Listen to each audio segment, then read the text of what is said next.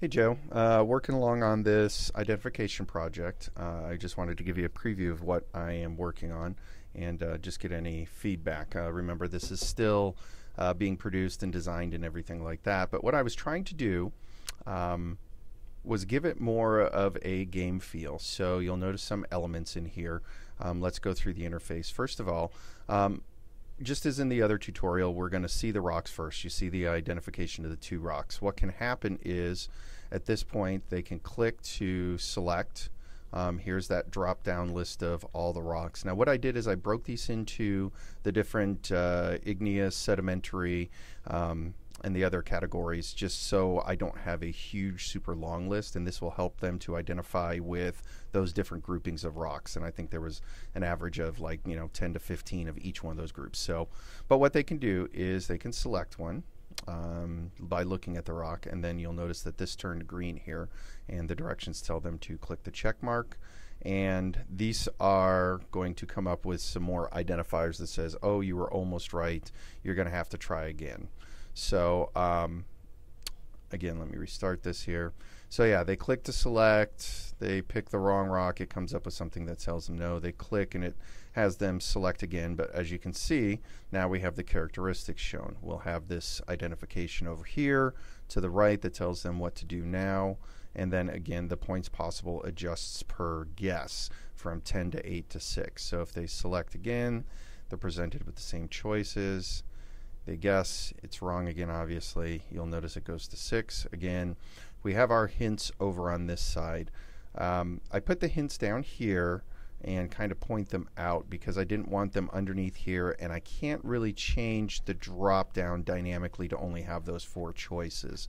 So I thought this was visually the best way to identify those. And again, they'll pick a thing and they'll click the check mark and it will tell them right or wrong, and it'll give the points. Here's the score down in the bottom right of the running total of, I think there was 35 different rocks or something like that, maybe more, maybe less. I've got to do that. You'll notice above the score in the right, though, you see this pickaxe, a hat, and a gem. Those are going to be kind of badges that students can earn along the way. So at the first 180 points, they'll get a pickaxe.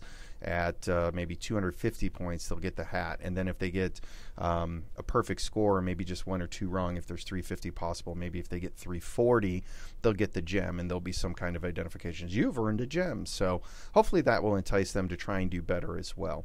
The good thing about this layout, you'll notice it's a field book and everything, is that I can make these stock screens that have all this information already showing. It would be the characteristics and the rock with the proper name, and they can use that as a study guide. So I will make a study guide portion where they can just flip through the different categories. We want to look at igneous, sedimentary, and I forgot what the other one is right now, but they can click on that and then they can go through that particular list of rocks and look at these in the same type of format with the same type of layout, and that way they can start identifying those a little bit easier, where they can visually see it, look at the characteristics, and already see the name. So we'll have an ability to create a study guide and whatnot. So this is the direction that I'm going.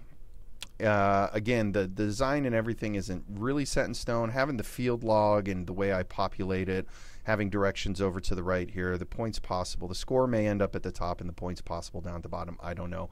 But this is the general layout. I think it kind of adds a little bit more of a professional look.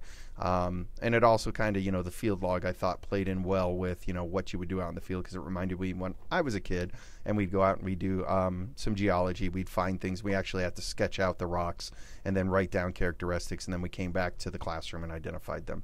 So anyway, this is your preview. I did get your other updated list, and I will look that over and hopefully start populating this and get it out for a beta test here pretty soon. All right, thanks, man. Any comments, just please let me know.